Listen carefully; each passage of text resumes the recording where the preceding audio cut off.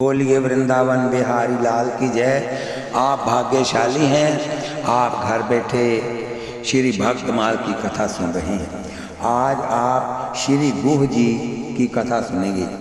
ये भगवान श्री राम जी के अत्यंत प्रिय सखा हैं। जाति के निषाद एवं श्रृंगबेरपुर के राजा हैं। शिव पुराण में इनके पूर्व जन्म का प्रसंग प्राप्त है। कथा इस प्रकार है। एक जंगल में गुरु दुह नाम का एक भील रहता था। गुरु द्रोह नाम का एक भील रहता था। जीवों की हिंसा करना उसका सहज कर्म बन गया था। उसी से वह परिवार का पालन पोषण करता था। महाशिवरात्रि का दिन था। वह प्रातःकाल ही शिकार की टोह में घर से निकल पड़ा, परंतु देव योग से उस दिन उसे कुछ नहीं मिला।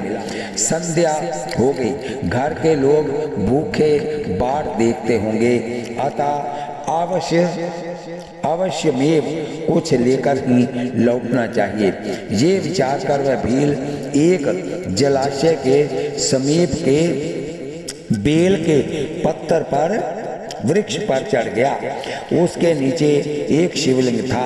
रात्रि के प्रथम पहर में एक हिरनी जल पीने के लिए जलाशय पर आई। भील हर्षित होकर अपना धनुष बाण संभालने लगा। इसी में उसके शरीर के हिलने से कंधे पर लटकती हुई जल भरी तुम्बी से कुछ जल छलक कर श्री शिवलिंग पर जा पड़ा तथा धनुष बाण संचालन से विल्व पत्थर भी टूटकर शिवलिंग पर जा पड़ा। इस अचानक संपादित हुए सुकृत से उस भील का बहुत सा पाप तत्काल नष्ट हो गया। इतने में हिरनी की दृष्टि व्याध पर गई। वह उसके अभिप्राय को समझकर बोली, व्याध, मैं अपने बच्चों को, अपनी बहन को अथवा स्वामी को सौंपकर अभी आती हूँ। फिर तुम मुझे मारकर अपनी उदर पूर्ति कर लेना। मैं शपथ पूर्वक कहती हूँ, मेरे वचनों का विश्वास करो। आपका समाज संपन्न शिवा अर्चना के पुण्य प्रभाव से व्याध ने दया करके उस हिरनी को छोड़ दिया। थोड़ी देर बाद उसी हिरनी की बहन दूसरी हिरनी वहीं जल पीने के लिए आई। इसके वध का उद्योग करते समय पूर्ववत जल और विल्व पत्थर शिवलिंग पर जा पड़ा। इस हिरनी ने भी व्याध से पहली हिरनी के समान ही वार्ता की। व्याध ने इसे भी छोड़ दिया। इतने में एक हष्ट पुरुष हरिण जलाशय की ओर आता दिखाई पड़ा। पुनः इसके भी विद्योग में सहज शिव अर्चना संपन्न हो गया। व्याध का अभिप्राय समझकर हिरण ने भी ये निवेदन किया कि मैं अभी अभी अपने बच्चों को उनकी माता के हाथों में सौंप कर आता हूँ। व्याध यद्यपि स्वयं बहुत भूखा था, परिवार के लोग अत्यंत क्षुधार्त होकर इसके आने की बाट देख रहे थे, परंतु श्री शिव जी की कृपा से उसके समस्त पाप नष्ट हो गए। किसके? श्री बोलिए वृंदावन बिहारी लाल की जय। बोलिए जुगल सरकार की जय। बोलिए शंकर भगवान की जय। हृदय शुद्ध हो गया था। अरे भाई, शिवरात्रि के दिन उसने व्रत एवं शिवार्चना जो कर लिया था, फिर शिवजी भी तो आशुतोष और ऑर्डरदानी हैं। व्याध ने दया परवश हो मृग को भी छोड़ दिया। निवास स्थान पर पहुंचने पर जब मृग और दोनों मृगनियां मिली तो परस्पर विचार विमर्श उन्होंने यही निर्णय किया कि हम सब लोग मिलकर व्याध के पास चलें, क्योंकि सब ने सत्य की सौगंध खाई है। माता पिता को जाते देख बच्चे भी साथ लग गए। इस मृग समूह को देखकर व्याध को बड़ा ही हर्ष हुआ और धनुष पर बाण संधान करने का उपक्रम करने लगा। पूना जल और विल्व दल शिव लिंग पर गिरे। उस व्याध के पाप तो पहले के ही पूजन के प्रभाव से नष्ट हो गए थे। उसको नहीं पता था कि मैं पूजा कर रहा हूँ और ये अचानक ही भगवान शंकर की पूजा हो गई। इस बार तो उसे दया के साथ विवेक भी प्राप्त हो गया। व्याध को सहसा बड़ी ही आत्मग्लानि हुई कि ये पशु होकर भी कितने परमार्थनिष्ठ हैं और मैं मनुष्य होकर भी परमार्थ की कौन कहे स्वार्थ से भी विमुख रहा। उचित रीति से मैं उदर पूर्ति करने में भी असमर्थ रहा। धन्य है ये मृग और मेरे जीवन को बार बार धिक्कार है। इस प्रकार ज्ञान संपन्न होने पर व्याध ने अपने बाणों को रोक लिया और कहा, श्रेष्ठ मृगो तुम धन्य हो, तुम्हारा कल्याण हो, तुम जाओ। व्याध के ऐसा कहने पर भगवान शिव ने तत्काल प्रकट होकर अपने दिव्य स्वरूप का दर्शन कराया उस भील को और प्रसन्न होकर सुदुर्लभा भक्ति का वरदान देकर बोले, व्याध एक दिन निश्चय ही भगवान श्री राम तुम्हारे घर आएंगे और तुम्हारे साथ मित्रता करेंगे। ये मृग भी शिव जी का दर्शन कर दिव्य रूप धारण कर दिव्य शिवलोक को चले गए और वह भील ही कालांतर में श्रृंगवेरपुर का राजा निषाद राज गुह हुआ, जिसकी श्री राम जी में अविचल प्रीति थी। तभी तो कहा गया है कि शिव सेवा कर फल सुत होई, अविरल भक्ति राम पद सोई। बोलिए वृंदावन बिहारी लाल की जय। निषाद राजगु और श्री रामचंद्र जी के प्रथम मिलन की बड़ी मधुर कथा संत महानुभाव इस प्रकार वर्णन करते हैं। निषाद राज के पिता से और चक्रवर्ती महाराजा आदिराज श्री दशरथ जी से बड़ी मित्रता थी। वह समय समय पर श्री अयोध्या आया करते थे। जिस समय श्री दशरथ जी के यहाँ प्रभु का प्रादुर्भाव हुआ उस समय वह अत्यंत वृद्ध हो चुके थे।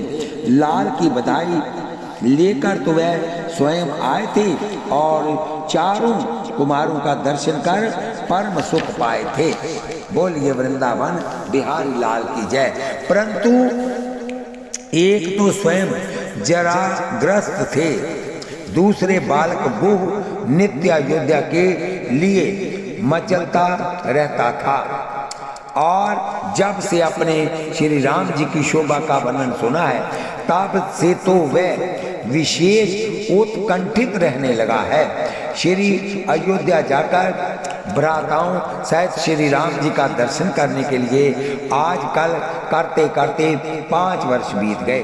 अतः गुह जब कुछ बड़े भी हो गए और उधर राजकुमार भी अवध की गलियों में विविध विनोद करते हुए विहरने लगे,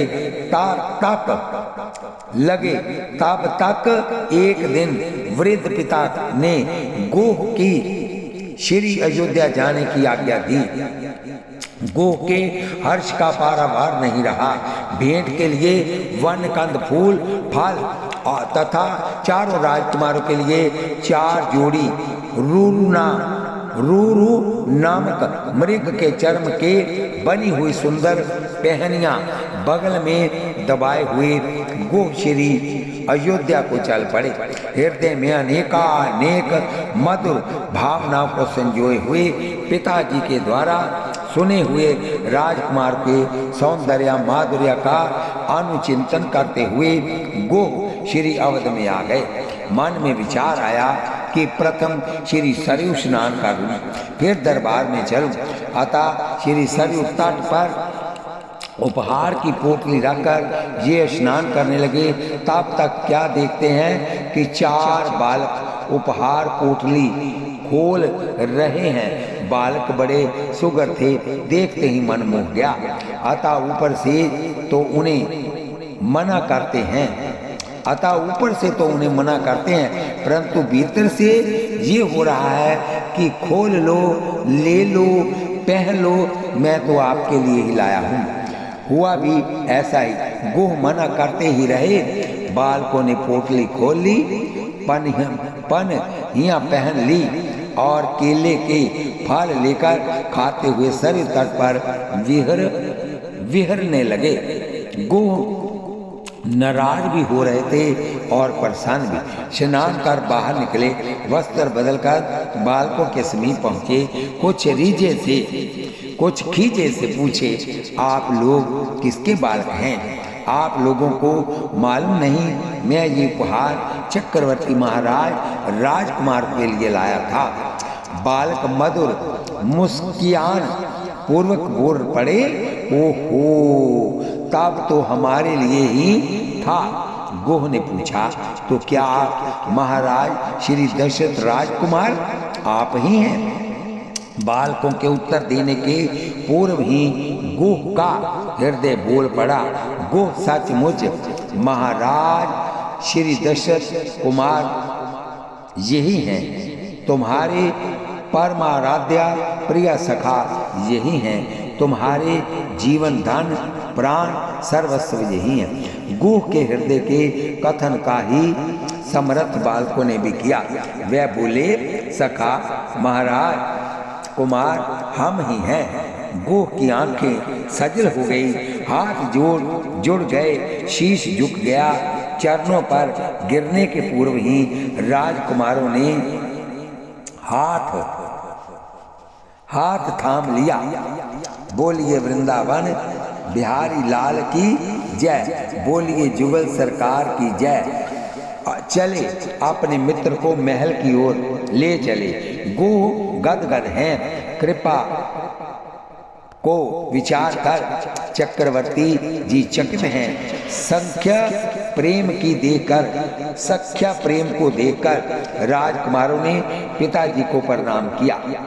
गोह ने भी साश्रु नयन पुलकित तन विह्वल वाणी से हाथ जोड़कर विवादन किया।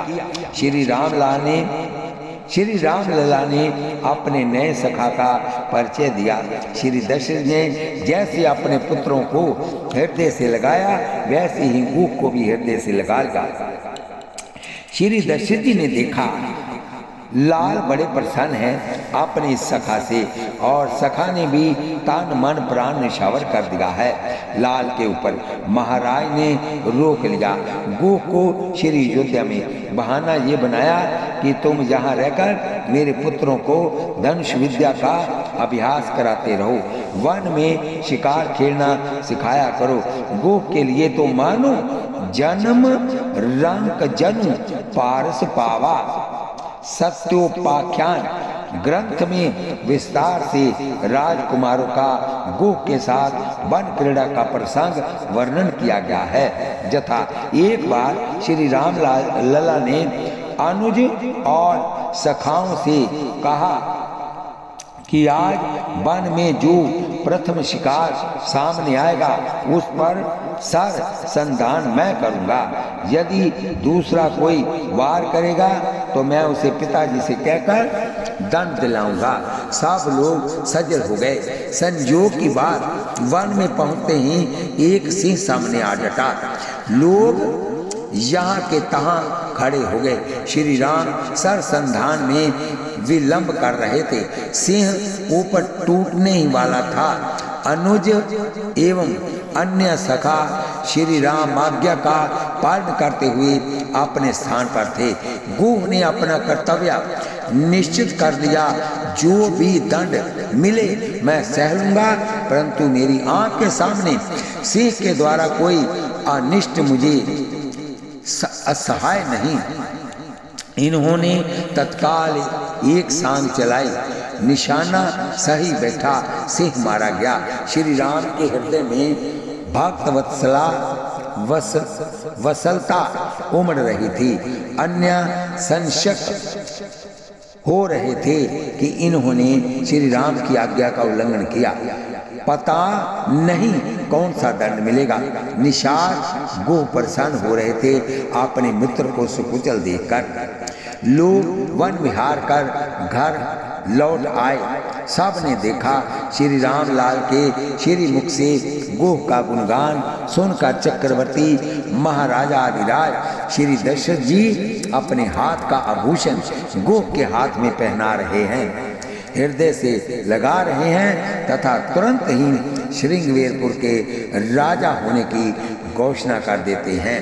एक बार शिकार को राम गए वन में, तब आए के सिंह अड़ा भरतादिक संग सखा सकुचे सुनी के रघुनाथ के सौंफ बड़ा सम्या पर सेवक दीठ न जानी निषाद झटपट के सांग जड़ा श्रृंगवेर को राज बख्शस दिए पहिराए दियो निज हाथ कड़ा। सांकेत महाकाव्य में राष्ट्र कवि श्री मैथिली शरण गुप्त ने निषाद राज गोह को श्री राम विराव्या में मिथिला जाने का प्रसंग लिखा है। यद्यपि विवाह के बहुत वर्ष हो गए हैं, परंतु निषाद राज को मिथिला की मिठाइयाँ भूली नहीं हैं। वनवास के समय जब श्री राम जी अपने प्रिय सखा निषाद राज से मिले हैं तो उन्होंने श्री जानकी जी से ये बात कही है, यथा भद्रे भूले नहीं मुझे आह्लाद व मिथिलापुर के राजभोग हैं याद व पेट भरा था किंतु भूख तब भी रही। बोलिए वृंदावन बिहारी लाल की जय। बील को राजा गोह राम अभिराम प्रीति भयो वनवास मिलो मार्ग में आय के करो ये राज यूं विराजी सुख दीजे मोको बोले चैन साज तजियो आज्ञा पितु पाई के दारुण वियोग अकुलात दृग अश्रुपात पीछे लोहू जात वह सके कौन गाय के रहे नैन मुंदी रघुनाथ बिन देखो कहाँ आहा प्रेम रीति मेरे हिये रही छाई के। गंगा जी के तट पर स्थिर श्रृंगवेरपुर के निवासी भीलों के राजा गोह का भगवान श्री रामचंद्र जी में अलौकिक प्रेम था।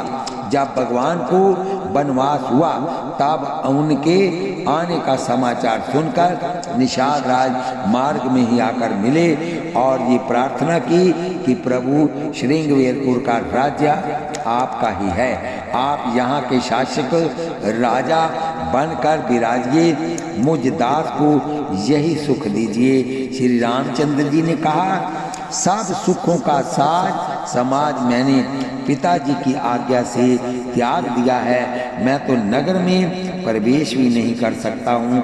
भगवान के वन में चले जाने पर निषाद राज जी असहाय वियोग से अत्यंत व्याकुल हो गए। उनकी आंखों से निरंतर अश्रुपात होता रहता था।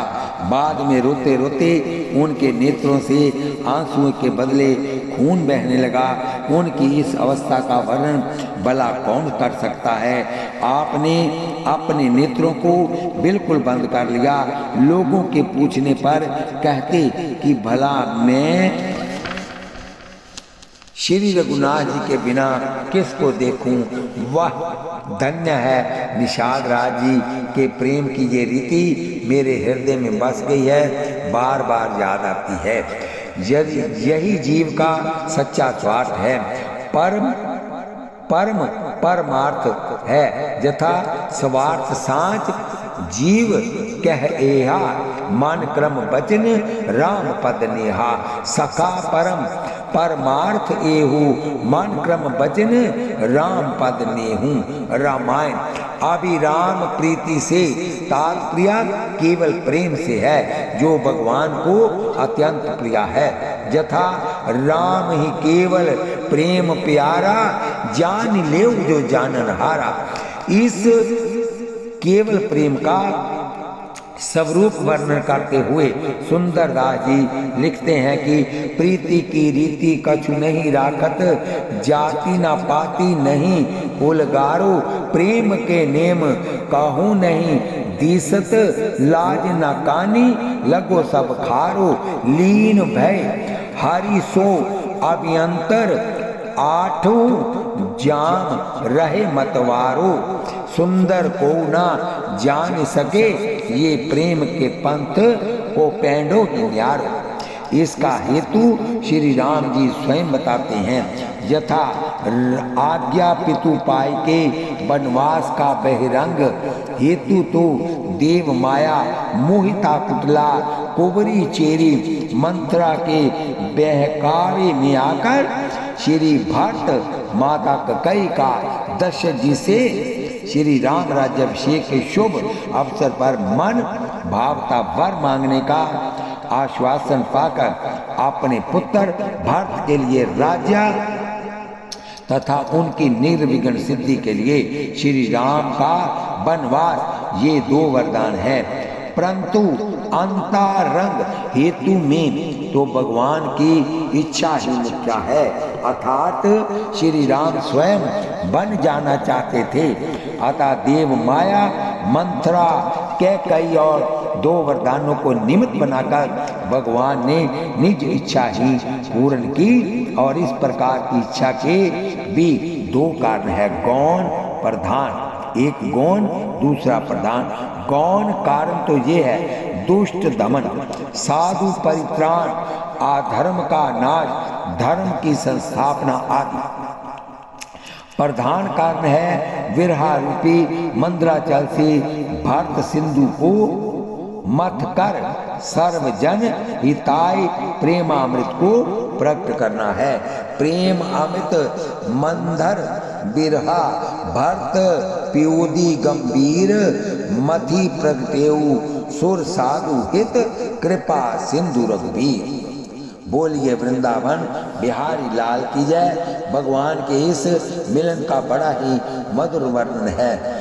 सीता सचिव सहित दो भाई, श्रृंगवीर पर पहुँचे जाई, ये सुधि गु निषाद जब पाई, मुदत लिए प्रिय बंधु बोलाई, लिए फल मूल भेंट भरी बारा, मिलन चलो हिया हर्ष अपारा, कारी दंडवत भेंट दरियागे, प्रभु ही विलोकत अति अनुरागी, सहज स्नेह विवश रघुराई, पूछत कुशल निकट बैठाई, नाथ कुशल पद पंकज देखे, भयो भाग बाजन जन लेके, देवदल निधन दाम तुम्हारा, मैं जन नीच सहित परिवारा, कृपा करिए पुरधारिय पाओ, थापिय जन सब लोक सिहाऊ, कहो सत्य सब सखा सुजाना,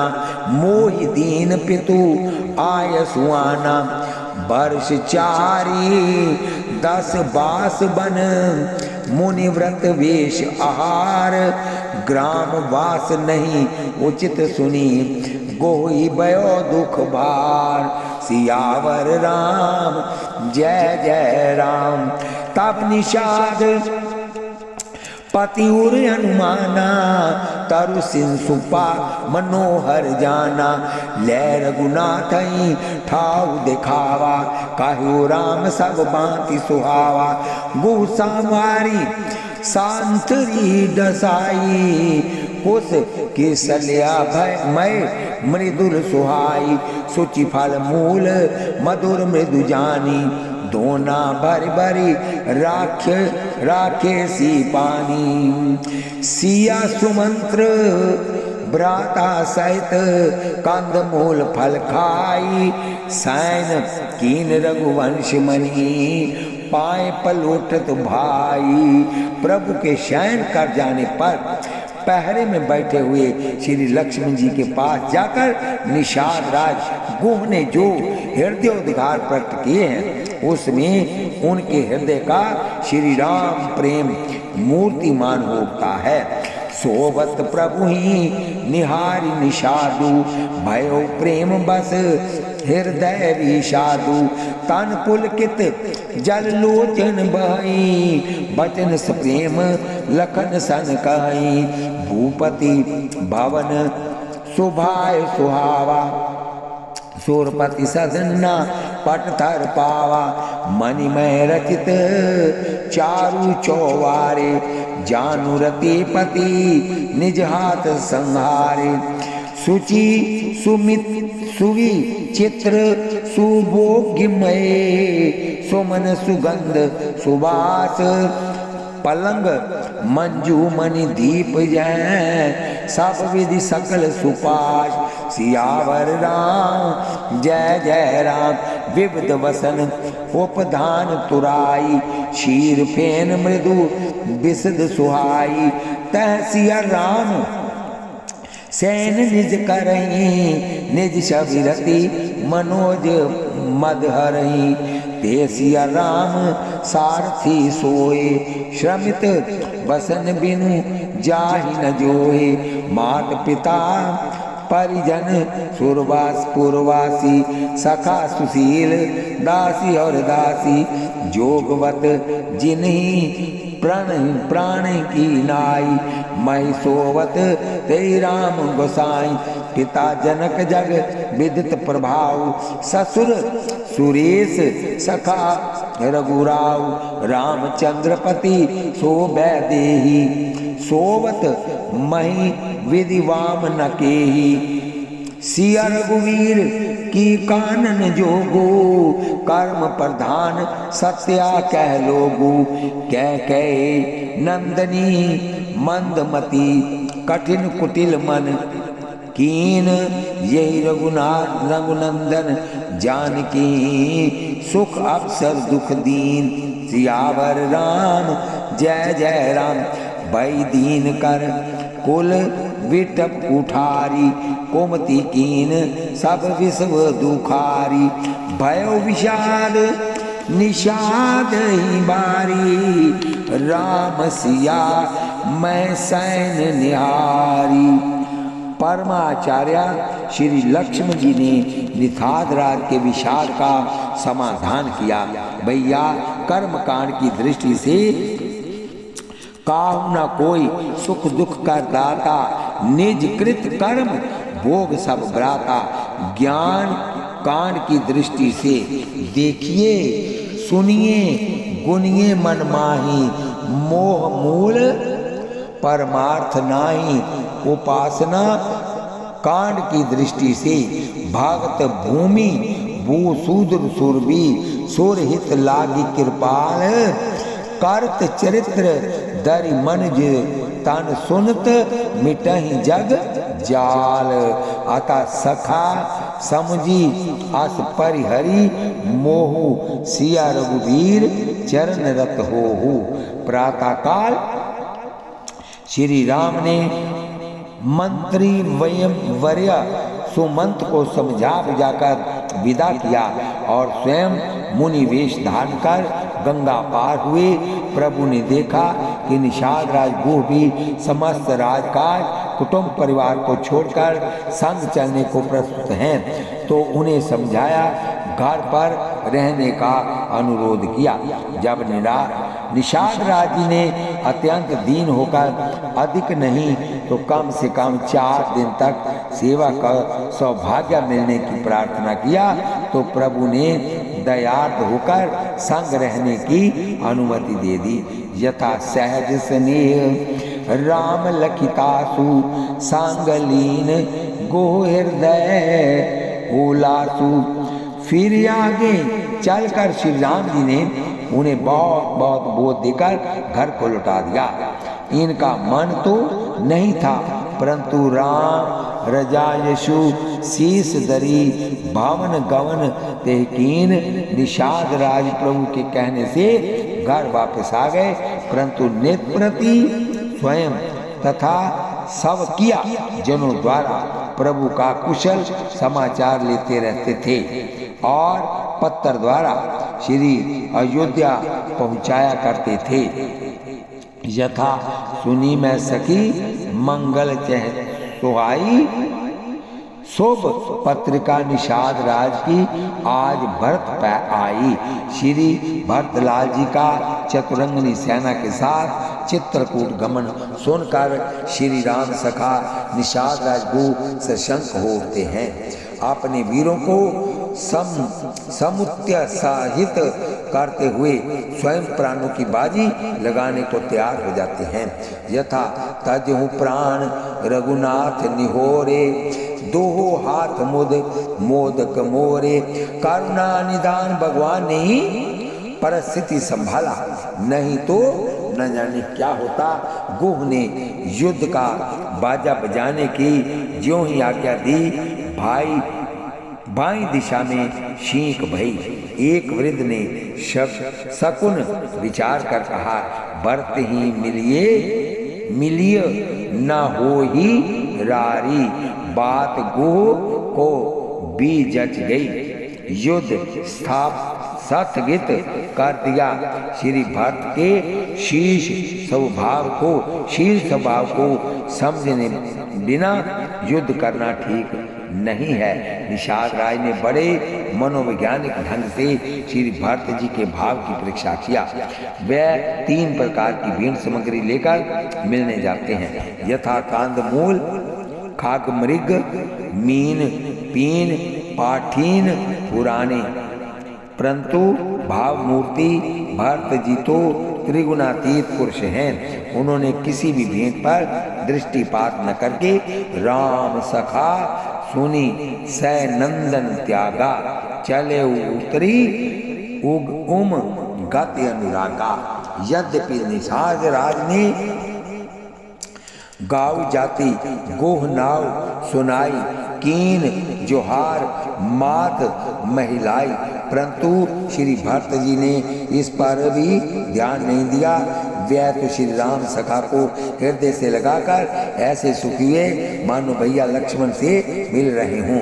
देवताओं ने निषाद राज के भाग्य को सराहा तथा धन धन दुनि मंगल मूला, सुर साराही तेही बड़ी सही फूला। परंतु निषाद राज को अपनी भूल पर बड़ा पश्चाताप हुआ। वह भरत जी के शीर्ष ने को देकर शुद्ध बुद्धि खो बैठे। परस्पर कुशल प्रश्न हुआ। निषाद राज का भ्रम दूर हो गया। उन्होंने देश का परिस्थिति के अनुसार सबकी सुव्याख्या सुव्यवस्था की। प्रातःकाल श्री राम सखा ने 4 दंड में सबको गंगा पार किया और चित्रकूट तक के मार्ग दर्शन का कार्य भी किया।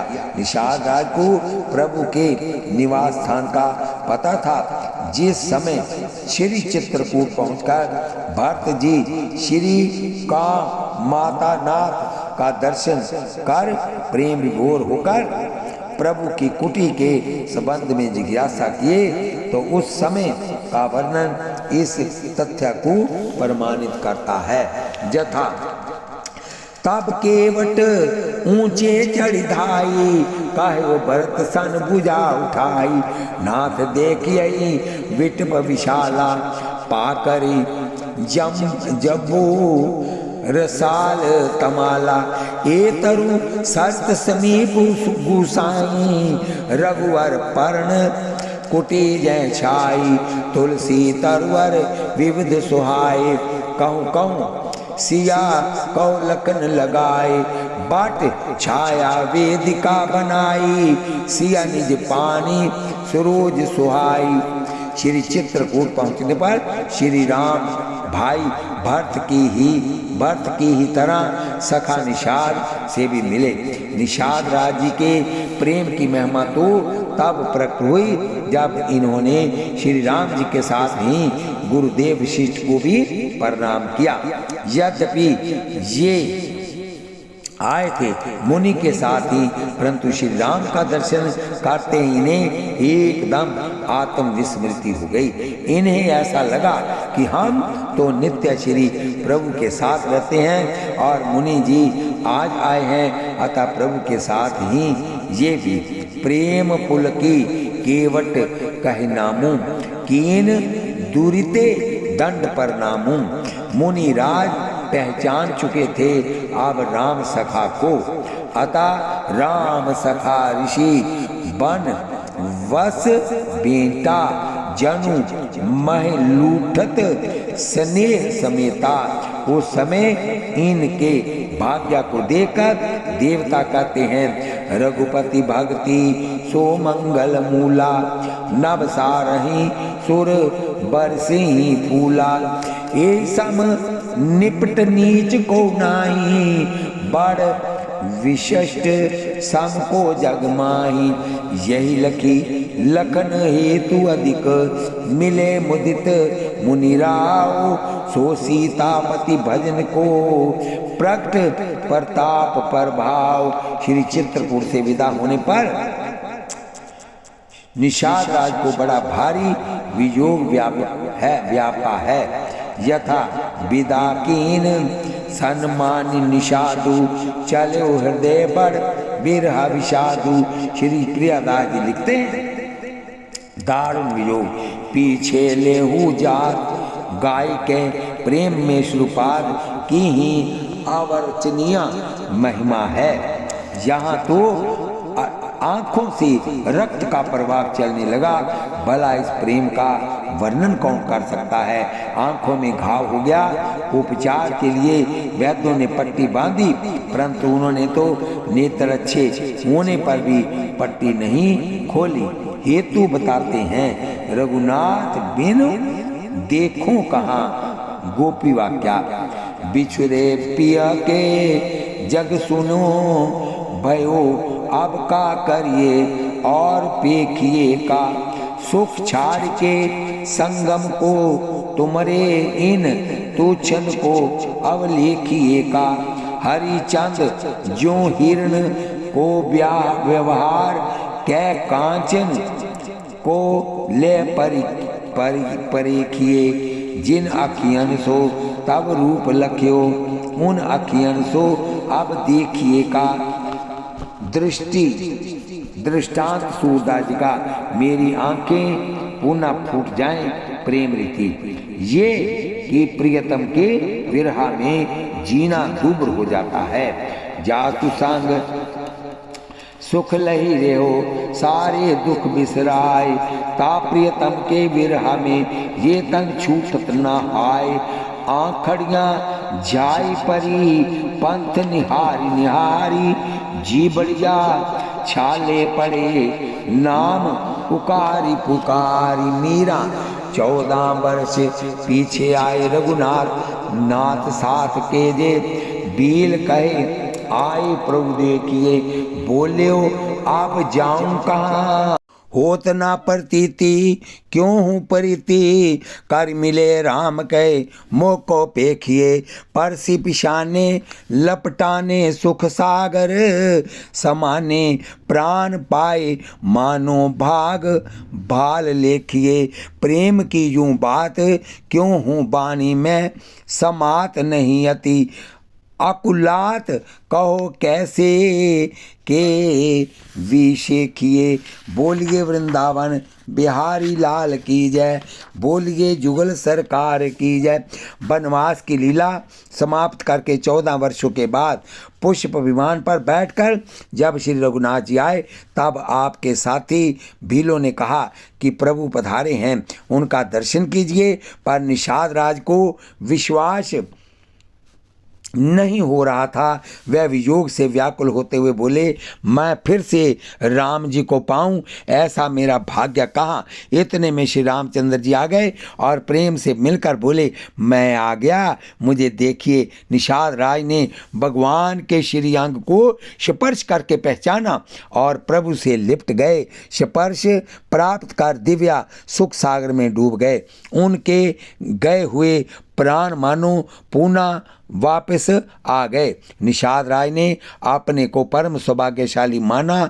श्री प्रियदास जी कहते हैं ऐसे विलक्षण प्रेम की बात किसी प्रकार से वाणी से वर्णन करने में नहीं आती। अलौकिक प्रेम को देखते ही उसे शब्दों से प्रकट करने में वाणी विह्वल हो जाती है। फिर कहो प्रेम की विशेषता कैसे कही जाए। बोलिए वृंदावन बिहारी लाल की जय। इस कथा को हम यहीं पर विश्राम देते हैं। कल फिर यही कथा होगी, क्योंकि आज हमने इनकी आदि कथा की है। बोलिए वृंदावन बिहारी लाल की जय। कथा सुनते वक्त आप हाथ में माला लें, जीभा से नाम जपें, आंखों से भगवान का दर्शन करें और कानों से कथा सुनिए। एक पंथ चार काज हो गए। कथा सुनने के बाद इसको सब्सक्राइब, लाइक, शेयर कीजिए। यही आपका आशीर्वाद है। सब्सक्राइब और लाइक एक बार ही होता है। शेयर आप जितनी बार मर्जी करें। शेयर की हुई कथा यहाँ तक जाएगी। जो लोग सुनेंगे उनका आधा फल आपको भी प्राप्त होगा। बोलिए वृंदावन बिहारी लाल की जय। बोलिए जुगल सरकार की जय। श्री कृष्ण गोविंद हरे मुरारे, हे नाथ नारायण वासुदेव। बोलिए लाडली लाल की जय।